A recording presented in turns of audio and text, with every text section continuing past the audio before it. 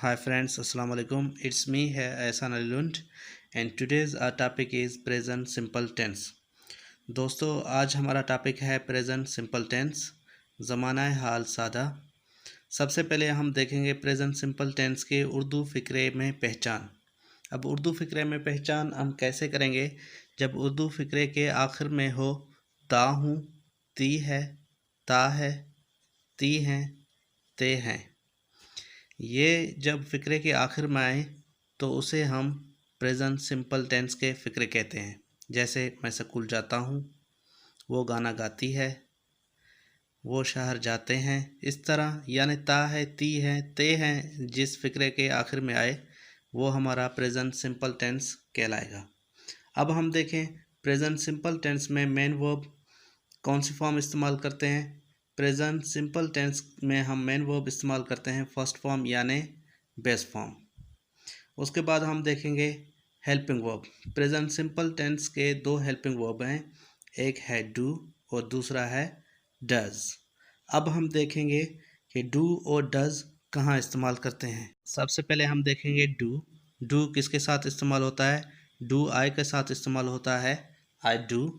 We के साथ इस्तेमाल होता है, वी डू। यू के साथ इस्तेमाल होता है, यू डू। दे के साथ इस्तेमाल होता है, दे डू। और प्लूरल नाउन और प्रोनाउन के साथ इस्तेमाल करते हैं।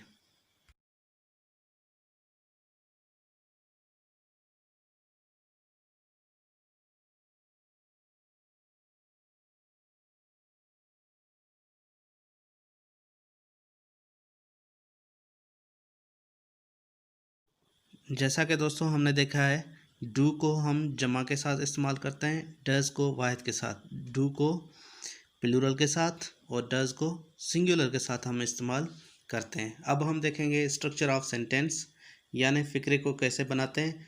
स्ट्रक्चर ऑफ सेंटेंस में सबसे पहले हम रखते हैं सब्जेक्ट, फिर रखते हैं हम फर्स्ट फॉर्म ऑफ वर्ब, फिर रखते हैं हम ऑब्जेक्ट और आखिर में फुल स्टॉप रखा जाता है। प्रेजेंट सिंपल टेंस में असल्टिव जब सेंटेंस हो, मसबत जुमला हो या फ़िक्रा हो, उसमें हम डू और डज इस्तेमाल नहीं करते। अब देखें फॉर एग्ज़ाम्पल हमारे पास फ़िक्रा है, वो गाना गाता है, हम स्कूल जाते हैं। अब वो गाना गाता है, इसमें हमारा सब्जेक्ट जो है वो सिंगुलर है, हम स्कूल जाते हैं, हम सब्जेक्ट जो है वो प्लूरल है। अब देखें हम इसको इंग्लिश में ट्रांसलेट करेंगे तो हम कैसे ट्रांसलेट करेंगे? He sings a song, we go to school. अब देखें ही सिंगुलर है तो उसके वर्ब के आखिर में हमने एस लगाया है। वी जो है प्लूरल है, उसके वर्ब के आखिर में हम एस या एस इस्तेमाल नहीं करेंगे। अब देखें अब हम बनाएंगे स्ट्रक्चर ऑफ नेगेटिव सेंटेंस। जब हम स्ट्रक्चर ऑफ नेगेटिव सेंटेंस बनाएंगे तो हम डू और डज दोनों इस्तेमाल करेंगे और उनके साथ नॉट का इजाफा किया जाएगा। अब देखें subject plus helping verb plus not plus main verb plus object और आखिर में फुल स्टॉप। फॉर एग्ज़ाम्पल वो गाना नहीं गाता है, हम स्कूल नहीं जाते हैं। अब देखें वो गाना नहीं गाता है, he does not sing a song. अब जब हमने डज़ इस्तेमाल कर लिया है तो हम मेन वर्ब के आखिर में एस या ई एस का इस्तेमाल नहीं करेंगे। हम स्कूल जाते हैं, we do not go to school. अब देखें हमने डू के साथ नॉट इस्तेमाल किया है। अब देखें ही के साथ अगर डज़ इस्तेमाल हुआ है तो हमारा सब्जेक्ट जो है वो सिंगुलर है, ही शी इट के साथ हम डज़ इस्तेमाल करते हैं। वी के साथ हमने डू इस्तेमाल किया है, आई वी यू दे यानी प्लूरल के साथ हम जो है डू इस्तेमाल करते हैं। अब हम देखेंगे स्ट्रक्चर ऑफ इंटरोगेटिव सेंटेंस यानी सवालिया फिक्र। स्ट्रक्चर ऑफ इंटरोगेटिव सेंटेंस है, सबसे पहले हम रखेंगे हेल्पिंग वर्ब, फिर हम रखेंगे सब्जेक्ट, फिर हम रखेंगे फर्स्ट फॉर्म ऑफ वर्ब, आखिर में हम रखेंगे ऑब्जेक्ट और आखिर में सवाल या निशानी रखेंगे। सवाल या निशानी यानी क्वेश्चन मार्क के बगैर स्ट्रक्चर ऑफ इंटरोगेटिव सेंटेंस जो है वो गलत कहलाता है। अब देखें क्या वो गाना गाता है, does he Singh a song, क्या हम स्कूल जाते हैं, do we go to school. अब देखें क्या वो गाना गाता है। अब हमने सबसे पहले जो है हेल्पिंग वर्ब रखा है, हेल्पिंग वर्ब जो है हमारे पास हैं डज़ और डू। अब पहले वाले फिक्रे में डज़ यूज़ होता है तो हमने सबसे पहले डज़ रखा है, does he Singh a song, क्या वो गाना गाता है, do we go to school. अब इसमें जो है हमारा सब्जेक्ट जो है वो प्लूरल है इसलिए हमने डू इस्तेमाल किया है, तो सबसे पहले हमने डू रखा है, do we go to school. तो डू हेल्पिंग वर्ब को बाहर रखने से जो फ़िक्रा है वो हमारा इंट्रोगेटिव यानी सवालिया बन गया।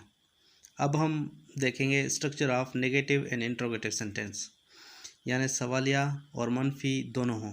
अब देखें, सबसे पहले हम रखेंगे हेल्पिंग वर्ब, फिर हम रखेंगे सब्जेक्ट, फिर हम रखेंगे नॉट, फिर हम रखेंगे फर्स्ट फॉर्म ऑफ वर्ब, फिर हम रखेंगे ऑब्जेक्ट और आखिर में सवालिया निशानी रखेंगे। सवालिया निशानी के बगैर हमारा फ़िक्रा गलत होगा। फॉर एग्ज़ाम्पल, क्या वो गाना नहीं गाता है? Does he not sing a song? क्या हम स्कूल नहीं जाते हैं?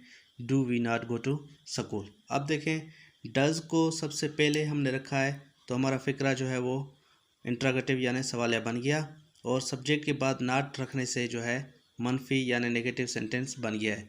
अब इस सेंटेंस में दोनों यानी सवालिया और मनफी दोनों इस्तेमाल हुए हैं, तो इस सेंटेंस को हम कहते हैं नेगेटिव एंड इंट्रोगेटिव, यानी जिसमें मनफी भी हो और सवालिया भी हो। आखिर में हम देखेंगे WH क्वेश्चंस। अब इसमें हम WH क्वेश्चंस भी इस्तेमाल कर सकते हैं। WH हम किसको कहते हैं? जो WH से स्टार्ट होते हैं। Let suppose why, who, what, when, where, etc।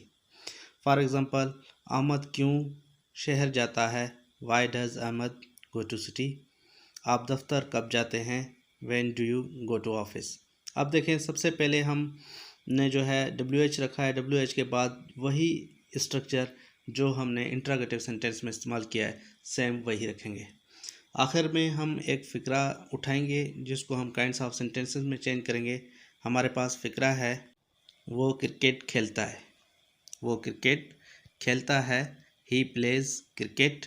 अब प्ले के आखिर में हमने एस इस्तेमाल किया है, वो इसलिए कि हमारे पास जो सब्जेक्ट है ही वो सिंगुलर है। अब इसे हम नेगेटिव में चेंज करेंगे, वो क्रिकेट नहीं खेलता है, he does not play cricket. अब देखें, हमने जो है सब्जेक्ट के बाद हमने हेल्पिंग वर्ब इस्तेमाल किया है जो हमारे पास है डज़ के साथ हमने नॉट रखा है, जैसे हमने सेंटेंस को नेगेटिव बनाया है। क्या वो क्रिकेट खेलता है? Does he play cricket?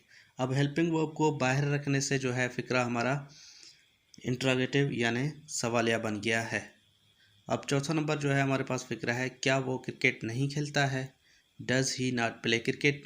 अब देखें, सबसे पहले हमने जो सेंटेंस रखा है वो है हमारा असर्टिव यानी पॉजिटिव या मसबत फ़िक्रा जिसे हम कहते हैं। उसके बाद जो है हमारा नेगेटिव सेंटेंस यानी मनफी फ़िक्रा। तीसरे नंबर पे है इंट्रोगेटिव यानी सवालिया फ़िक्रा।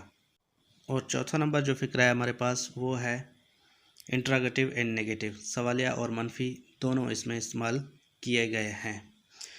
तो दोस्तों, मुझे उम्मीद है कि आप लोगों को प्रेजेंट सिंपल टेंस अच्छी तरह समझ में आ गया होगा, इसका इस्तेमाल और structure of sentence, do does का इस्तेमाल। दोस्तों, अगर कोई भी बात आपको समझ ना आया हो या कहीं आपको कमी पेशी नज़र आया हो तो प्लीज़ मुझे कमेंट कीजिए ताकि मैं नेक्स्ट लेक्चर में उसको दुरुस्त करूं या ऐसी गलती ना करूं। Thanks for watching my video and please subscribe my channel.